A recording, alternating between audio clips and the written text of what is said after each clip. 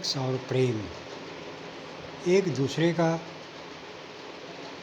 धूरी दुश्मन है, एक दूसरे का भयंकर विरोधी है। पर लोग सेक्स और प्रेम को एक साथ जोड़ कर आ रहे हैं, जोड़ कर दिखा रहे हैं, जोड़ कर बतला रहे हैं।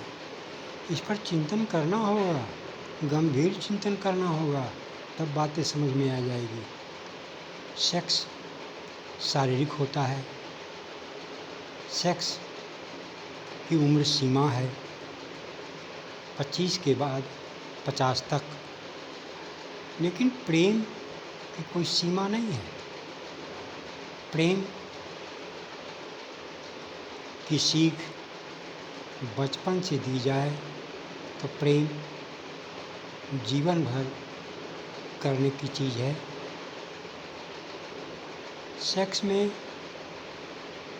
सीख नहीं दी जाए तो सेक्स की प्रवृत्ति बचपन से शुरू हो जाती है, जो स्वास्थ्य के लिए हानिकारक है। और फिर 50 के बाद भी यह प्रवृत्ति चलती ही रहती है, जो मनुष्य के जीवन को बर्बाद कर छोड़ता है।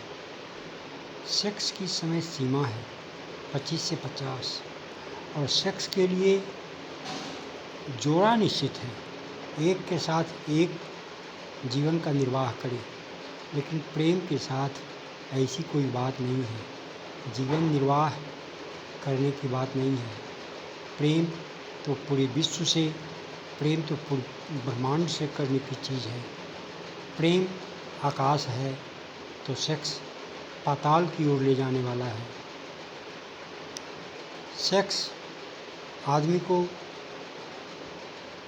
ज़्यादा करने पर बीमार कर देता है, अस्वस्थ कर देता है, कमज़ोर कर देता है, रोगी बना देता है, अल्पायु बना देता है। पर प्रेम एक अद्भुत चीज़ है जो आदमी को स्वस्थ कर देता है, शरीर के प्रति मोह समाप्त कर देता है, आत्मा जग जाती है, आत्मज्ञान हो जाता है। सेक्स शरीर की चीज़ है, जबकि प्रेम आत्मा की चीज़ है। आत्मा से आत्मा का मिलन प्रेम कहलाता है और शरीर से शरीर का मिलन सेक्स बन जाता है। सेक्स और आत्मा में तभी समीपता आएगी, तभी सामंजस्य होगा, जब सेक्स समय से समय पर संतुलित होगा, तो वह प्रेम से परिभाषित हो जाता है। लेकिन सेक्स यदि मनमाना है, सेक्स यदि जैसे तैसे है, पशुओं की भांति है, पशु तो संयमित सेक्स करते हैं, पर मनुष्य ज्ञान के अभाव में संयमित नहीं रह पाता है, जिसका नतीजा है कि वासना को ही प्रेम कहकर कम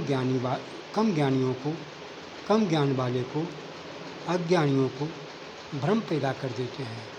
इस भ्रम में अच्छे अच्छे लोग फंसे रहते हैं, क्योंकि सेक्स और प्रेम की कोई पढ़ाई होती नहीं, इस पर गहन व्याख्या होती नहीं, जिसका नतीजा है कि पढ़े लिखे लोग भी पैसा कमाकर ज़्यादा सेक्स की ओर भागना शुरू कर देते हैं, जो रोगी बनकर अल्पायु हो जाते हैं।